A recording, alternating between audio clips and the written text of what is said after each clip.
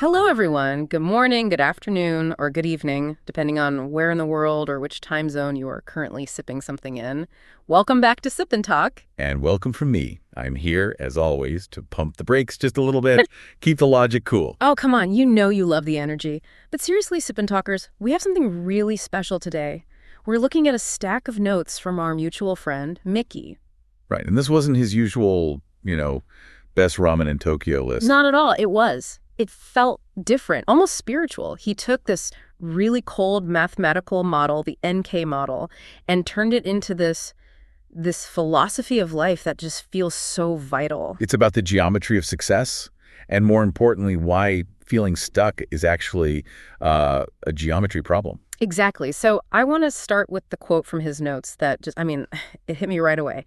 He wrote, "Going downhill is for the sake of climbing another peak." If you're in a slump right now or you feel like you're going backwards, I feel like this whole conversation is for you. It really is. And it sounds like a motivational poster. Yeah. But it's rooted in some pretty hardcore science. In model thinking, this whole problem has a name. It's called being stuck in a local optima. Local optima. Okay, so when I hear optima, I just think of a car from the 2000s. Break that down for us. Fair enough. Okay, so let's visualize it. Imagine a landscape, not flat, but a rugged terrain, hills, valleys, mountains, all different heights. In this model, your fitness, which is just a word for your success or happiness or whatever, is your altitude. The higher up you are, the better. So you just want to climb up. Exactly. It's simple logic. You find a slope going up and you follow it. Eventually you get to a peak, you look around, and every single step from there is down. So you've made it. You're at the top. You're at the top of that hill. Yeah. That's the local optima. You're the best player at your local tennis club. You're comfortable. But, and this is the kicker, you look across this huge, deep valley, and you see it, Mount Everest, 10 times higher than where you are. That's the global maximum. But you can't just jump over there. You can't fly. You can't fly. And that's the cruel geometry of it all. To get to Everest, you have to first walk down your comfortable little hill. You have to accept what the math calls a temporary fitness reduction. A temporary fitness reduction? That sounds so clinical. What it really means is you have to choose to be less successful for a while. Yes. In the short term, you are actively becoming worse off. And that is terrifying. I mean, Micky talks about this in his notes. It's the sunk cost fallacy, right? 100%. You've spent 10 years climbing this one hill. It's your career. It's your turf. You feel safe. And now you're telling me I have to walk away from all that. Right. Your salary goes down. Your status disappears. You're a high-level executive who quits to, study AI from scratch. Objectively, your score is dropping. You're losing. But I love how Micky reframes it. He says leaving your comfort zone isn't failure. It's actively seeking an altitude drop. That's a great way to put it. It's the price of admission, isn't it? That downhill walk is the toll you have to pay to get the chance. Just the chance to climb a higher mountain. It's the price for repositioning. Yeah. If you refuse to pay, you just stay on that little hill forever. Yeah.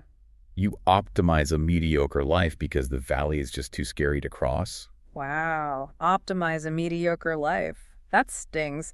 So to really get this, we have to understand the terrain itself. Micky makes this point that not all landscapes are the same. Correct. And this goes back to the work of Scott Page and Sewell Wright. There are basically two kinds of worlds. The first is a Mount Fuji landscape. Mount Fuji, like a perfect cone? A perfect single peak. It's a simple linear world. Here, hard work directly equals results. You put in more effort, you go higher up. Like turning up the volume on a speaker. Exactly. More power, more sound. In this world, the advice, just grind harder, actually works. And a lot of us are taught that life is Mount Fuji. But it's not, is it? Rarely. Real life is what's called a rugged landscape. It's complex. Multiple peaks, deep valleys, cliffs. And the reason it's so rugged is a concept called epistasis. Okay, that sounds like a disease. Epistasis, what is that? It just means interdependency. In complex systems, everything is tangled together. You can't just change one thing without affecting 10 other things. Okay, give me an example. Sure, think about a business. You have variable A, price, and variable B, brand prestige. In a simple Mount Fuji world, you lower the price, sales go up. Simple. Cheaper stuff, more people buy it. Makes sense. But on a rugged landscape, those two variables interact. They fight each other, you lower the price, and yeah, maybe sales go up for a week. But you've also just destroyed your brand's luxury image. Ah, so your marketing stops working, and then a month later, your sales are actually lower than before. Precisely. You thought you were taking a step up, but the ground collapsed under you because of that interaction. The terrain is bumpy and unpredictable. You know, I'm having a realization right now. I always joke that my life feels just okay.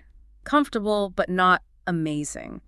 And hearing you say this, maybe just okay, is actually dangerous. It's the paradox of moderate success. It means I'm stuck on a local optima, too afraid to walk down into the scary, rugged valley. And that's the trap. So how do you get out? You can't just quit your job and wander into the woods. That's where Micky's small troop strategy comes in. Yes, the small troops. I love this. It's basically what computer scientists call parallel search. Explain it. Okay, so think of your main focus. Your career, say, is your main army. Let's say your main army is accounting. You want that army climbing the accounting hill. Right, marching up spreadsheet mountain. Exactly. But you don't put all your resources into that one hill. That's too risky. What if it's a small hill? What if the whole thing is about to get automated by AI? So you send out scouts. You send out small troops. These are your hobbies, your side projects, low-cost experiments. You send a small troop to explore the Python programming hill on weekends. Another one checks out the social media marketing hill in the evenings. So my main army is this show. But I have a small troop learning Korean and another one that's weirdly obsessed with tarot cards. Perfect. Those are your scouts. And here's the payoff. Let's say, hypothetically, the podcasting terrain starts to sink. The whole industry shifts. Okay, don't even joke about that. It's just a hypothetical. If your main army is on shaky ground, you look at your map. And you might realize, wait a minute, my tarot reader who speaks Korean Scout, that troop has found the base of a whole new mountain that nobody else is on. So the small troops aren't just hobbies. They're like insurance policies that could also be lottery tickets. That's a great way to put it. You're increasing your surface area for luck. And you need that because, and this is the next part of Micky's notes, the landscape itself is moving. The dancing landscape. It sounds beautiful, but also kind of terrifying. Micky wrote, "Don't stop. Keep moving." And that's because the world isn't static. The ground is shifting under your feet. It's like climbing an iceberg. Even if you're at the highest point, the whole thing could be melting or just drifting into warmer water. And the classic business case for this is Kodak. Of course. The ultimate cautionary tale. People think Kodak was lazy. They weren't. They were optimizing like crazy. They were at the absolute peak of the chemical film hill. Global maximum for that terrain. But the landscape danced. Violently. The digital photography mountain started rising up right next to them. And here's the tragedy. Kodak actually invented the digital camera. They had a small troop on that new mountain. So what happened? Why didn't they move their main army over? Because when digital first came out, it was a much lower hill. The pictures were grainy, low-res, expensive. They looked at it from their giant film empire and said, that's a step down. That's a fitness reduction. They refused to walk downhill. They refused. And they optimized their position on a hill that was sinking into the ocean. And they drowned. That is just chilling. And now with AI, that dance is happening 10 times faster. The frequency is just exploited.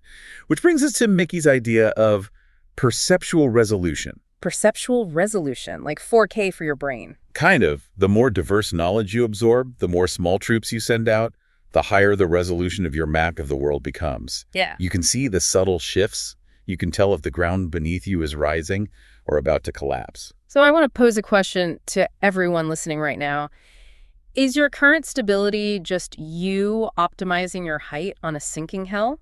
Are you just rearranging the deck chairs because you're afraid of the lifeboat? That's a tough question, but it leads to the final piece. What do you actually do? How do you make the jump? And that brings us to simulated annealing. I love this term. It sounds like something from a sci-fi movie. It's from metallurgy, actually. Annealing is when you heat metal up, let the atoms go crazy and random, and then cool it slowly so they settle into a stronger structure. Okay, so chaos makes it stronger. How does that help me find a new career? Well, in computer science, simulated annealing is an algorithm that doesn't just climb up. Occasionally on purpose, it will accept a bad move. It deliberately moves downhill. Yes. It takes a random, crazy jump to a totally different part of the map just to see what's over there. So instead of A/B testing a button from blue to red, which is just climbing your tiny hill, You delete the button entirely and try voice commands. that's a long jump. It's a long jump. Your metrics might tank for a while. That's the heat, the chaos. But it's the only way to find a totally new continent of value. For personal growth, this is basically just permission to be a little weird. It's strategic randomness. If discipline is just doing the same thing every day, you're making your peak very narrow and sharp. A strong wind can knock you off. But if you introduce randomness, like go to a lecture on a topic you know nothing about, talk to someone with completely different values. You're making long jumps. You are sampling the landscape. Most of the time you might land in a swamp, but every now and then you land at the base of a new Everest. I feel so validated. My chaotic interests aren't a distraction, they're an algorithm. It turns your chaos into a strategy. Okay, so let's bring this all home. We have local optima, small troops, dancing landscapes. What's the final takeaway? I think it's that we have to redefine what failure is. In this model, failure isn't falling down.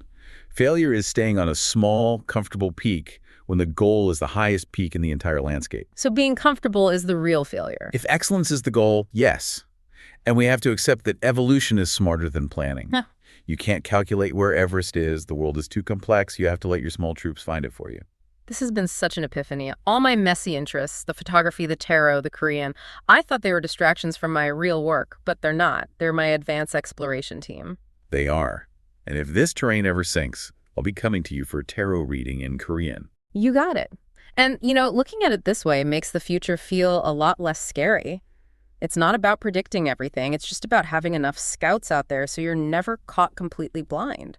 Exactly. It's resilience through diversity. So, Sip&Talkers, here's our question for you today. What small troop have you sent out recently? Or maybe are you standing on a hill that feels a little too comfortable and, you know, deep down it's time to start walking downhill? We would love to hear your stories. And before we sign off, we have to give a huge shout out to Micky, who sparked this whole conversation. He has a fantastic YouTube channel called Micky to Life. The travel vlogs are great. Yeah. It's a perfect example of him sending his own small troops out into the world. Totally. Go check it out, Micky to Life. And of Yeah. course, please subscribe to this podcast, Sip and Talk. We love having you here. And just a quick reminder for everyone, while we love discussing these models and strategies, we are providing objective perspectives for discussion. This is not financial advice. That's right. We just provide the map. You have to do the hiking. Well said. Thanks so much for listening. Keep climbing, keep exploring, and please don't be afraid to go downhill. See you next time. See you next time.